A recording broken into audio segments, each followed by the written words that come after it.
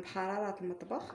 عندي 120 غرام السكر سنيده رقيقه، وعندي 120 غرام ديال الدقيق، عندي واحد الساشي ديال الفاني وجوج ساشيات ديال الكاكاو. انا داك 120 غرام غنحيد منها جوج معالق كبار وغنعوضهم بالكاكاو، باش منين كنوزن داك الطحين والكاكاو ديالي كيعطيوني 120 غرام. غنبداو على بركه الله. كناخذ شي اناء كنوضع فيه قبصه ديال الملح، كنوضع فيه البيض. بسم الله.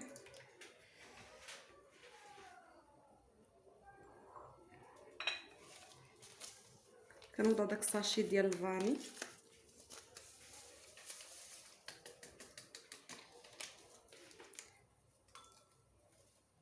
كنحلو شويه هذا البيض، عاد من بعد كنوضعو سنيده تدريجيا.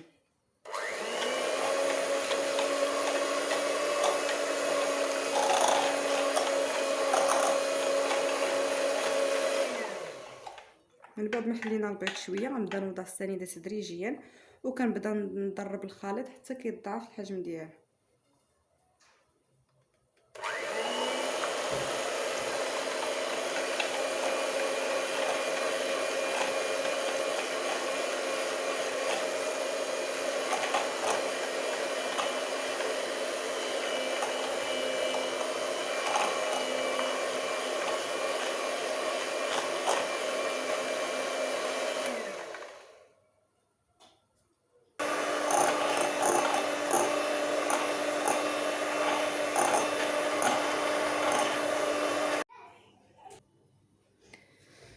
من بعد ما ضربت البيض ديالي والسكر السنيده حتى ضاعف الحجم ديالو لهذا الشكل، دابا غنبدا ندخل فيه الدقيق مع جوج ساشيات ديال الكاكاو. انا غربلتهم هنا غنخلطهم. هنا المجموع عندي فاش كنعبرو كيعطيني 120 غرام، حيت 120 غرام ديال الدقيق ما كنديرهاش، كنحيد منها جوج معالق وكنعوضو عفوا بالكاكاو.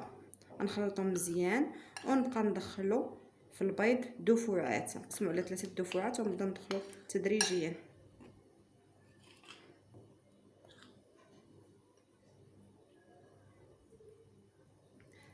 من بعد ما خلطت الدقيق والكاكاو دابا غنبقى ندخلهم دفعات. بسم الله. رانا غربلتهم من قبل وكندخلهم بواحد سباتيلا وكنبقاو نخلطوا على شكل دائري، وما كنحاولوش نزربوا باش كنحافظوا على ارتفاع هذاك الارتفاع ديال البيض ديالنا باش ما ينزلش لينا.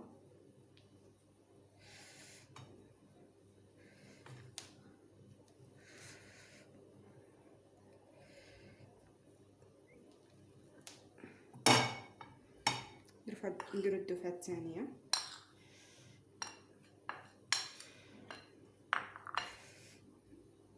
كنبدا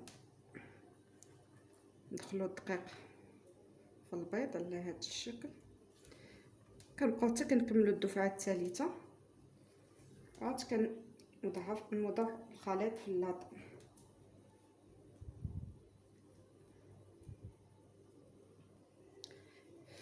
من بعد ما دخلت كامل الدقيق في البيض على هذا الشكل، للتذكير هاد لاجينواز راه بدون خميره كيماويه وكتطلع ناجحه 100%. غير تبعوا الطريقه ان شاء الله وغتصدق معكم من اول تجربه.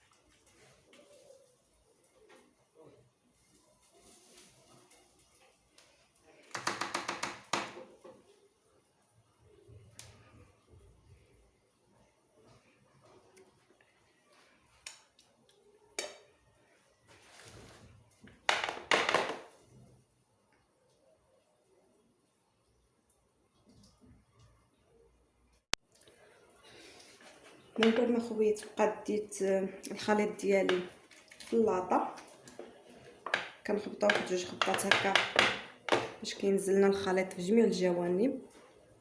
وبقاو معايا غندخلوه الفران تشوفوا الشكل النهائي من بعد ما نخرجها من الفران. من بعد ما خرجت لاجينواز ديالي من الفران كتكون على هذا الشكل، كتجي ناجحه.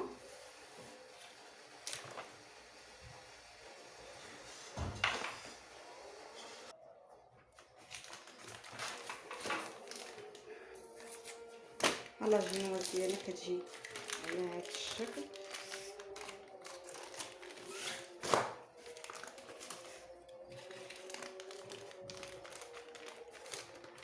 كتجي البنات ناجحه بدون خميره بدون اي تعقيدات.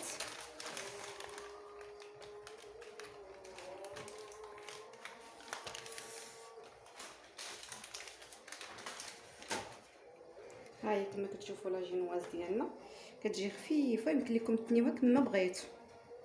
كتجي على هذا الشكل.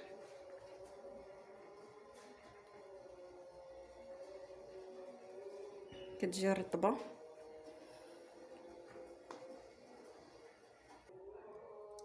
انا غنقطع لاجينواز ديالي بالمول ديال القلب. بسم الله.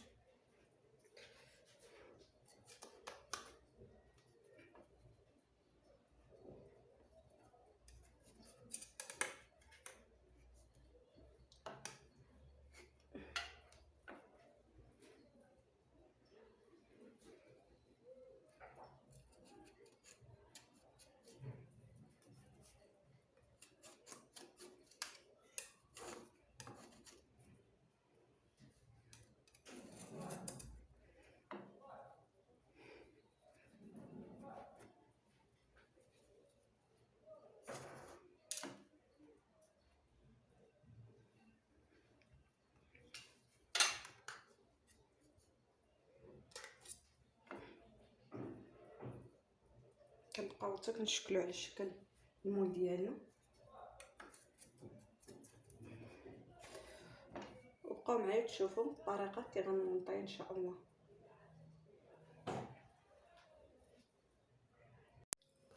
من بعد ما شكلت لاجينواز على شكل قلب، درت لاجينواز الاولى والثانيه داك الجوانب داك البسكوي اللي لاجينواز اللي شاطلين من الجوانب حتى هي شكلتها على شكل قلب. ها هي غنديرها في الوسط. دابا غندوز نسقي لاجينواز. انا درت هنايا كاس ديال الماء ونص كاس السكر سنيده وطريف من قشره ديال الحامض. يمكن لكم ديروا الليمون او يمكن لكم تسقيوها بالقهوه او بالحليب. نسقيها واحد شويه.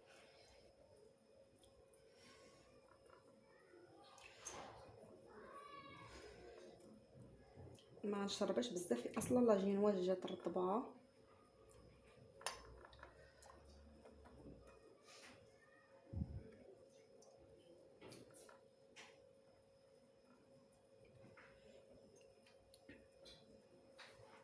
من بعد ما سقيتها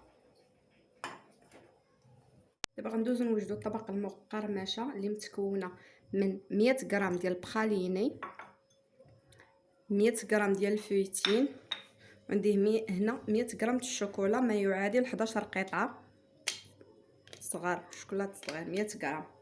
غندوب الشوكولا ونرجع معكم. غندوزو دابا نوجدو لاموس. عندي هنايا كاس ونص الحليب يكون بارد، يكون بارد مزيان باش كطلع لنا لاموس دغيا. وندير علبه من لاموس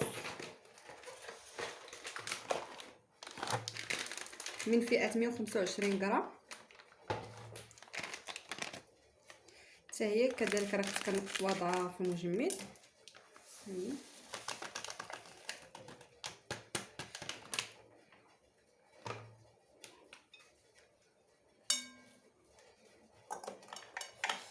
نضربها مزيان تقطع.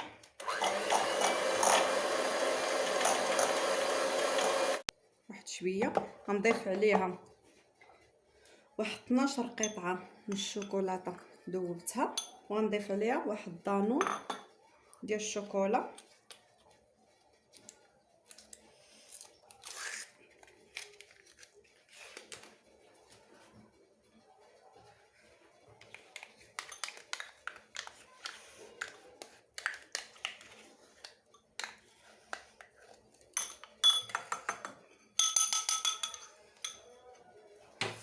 كنخلطوهم مزيان داك دانون مع الشوكولا،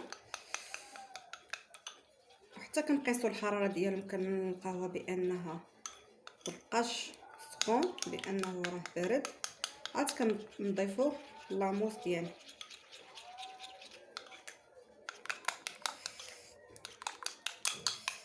الكاناج ديال الشوكولا راه برد. دابا غنضيفوا لاموس،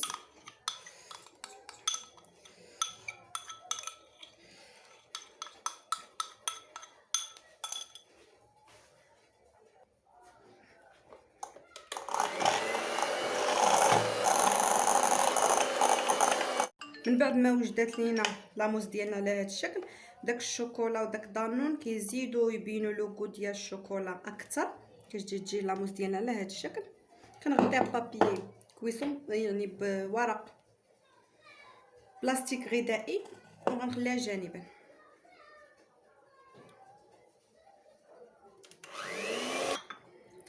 من بعد ما دبنا الشوكولاته ديالنا غنخلطها مع قليله،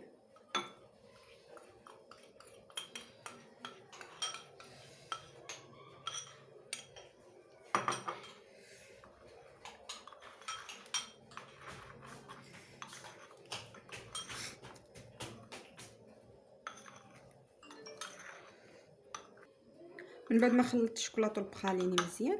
هنا عندي الفريتين، انا قلت لكم 100 غرام، وعندي واحد نص كاس ديال اللوسكان، عندي حتى هو حمرته وقطعته طريفات صغار، وغنخلطهم بخليط الشوكولا والبخاليني. هذه الطبقه المقرمشه.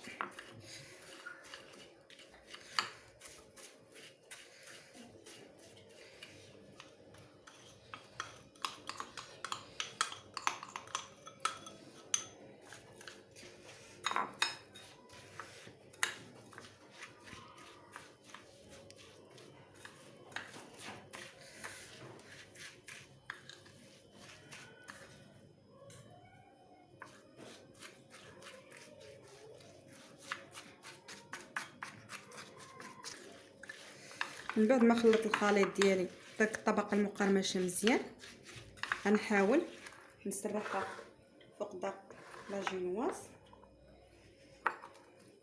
بسم الله.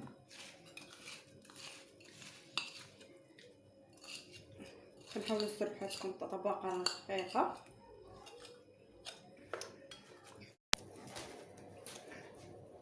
نغطيو ليها الوجه ديالها باش ما تشمش لنا الريحه ديال الثلاجه.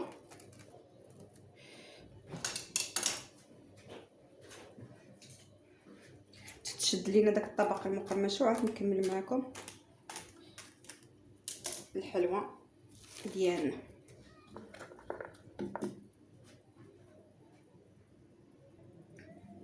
من بعد ما شدتنا راس الطبقه ديك المقرمشه، غنوضع فوق منها لاموس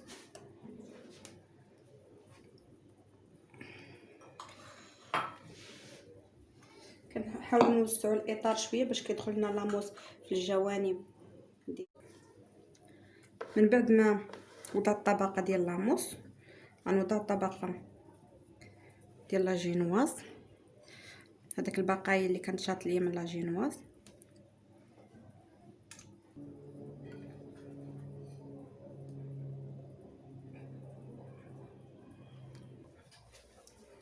من بعد ما كملت داك الكيك ديالي، داك الطرف شكلتهم على شكل قلب وضعتهم في الوسط على هذا الشكل. انا غنسقيها عاوتاني بالسيرو.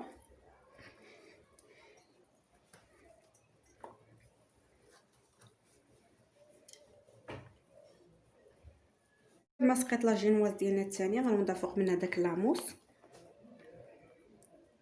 على هذا الشكل.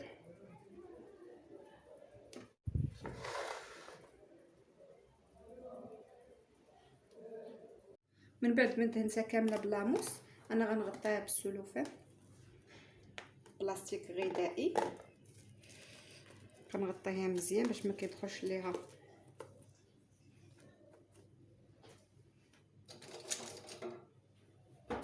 ديال الثلاجه.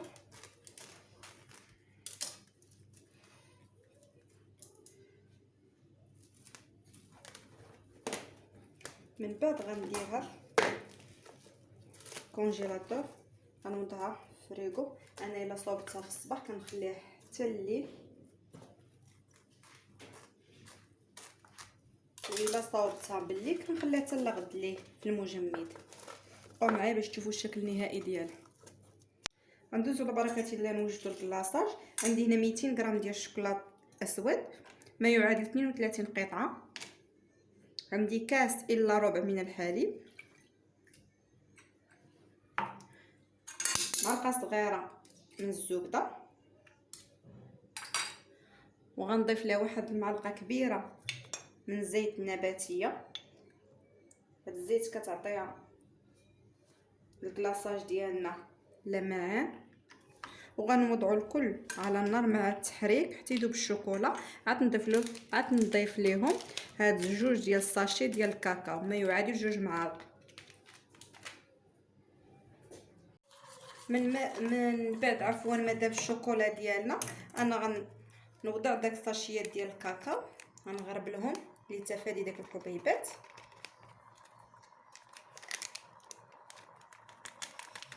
وكنبقى مع التحريك مستمر.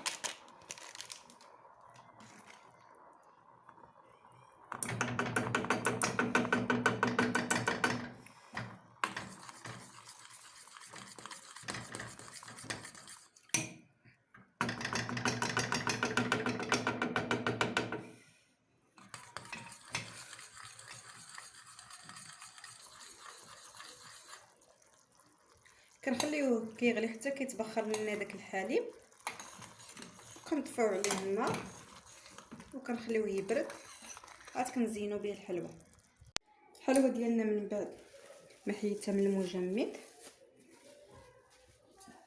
دابا غنحيدوها من الاطار.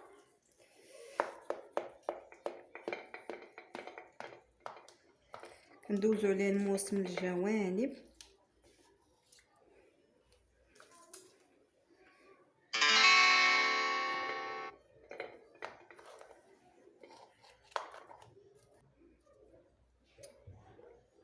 من بعد كنحيدو على الاطار.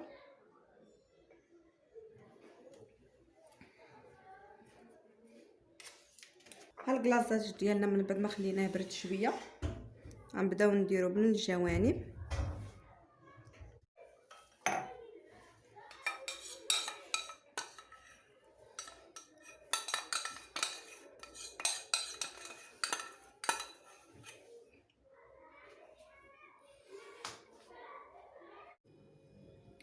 عندي هنايا القليل من الفيتيل غنوضعوه في الجوانب.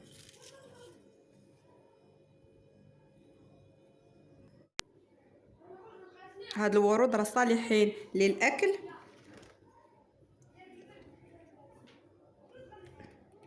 مصنوعين من البسكويت على هذا الشكل.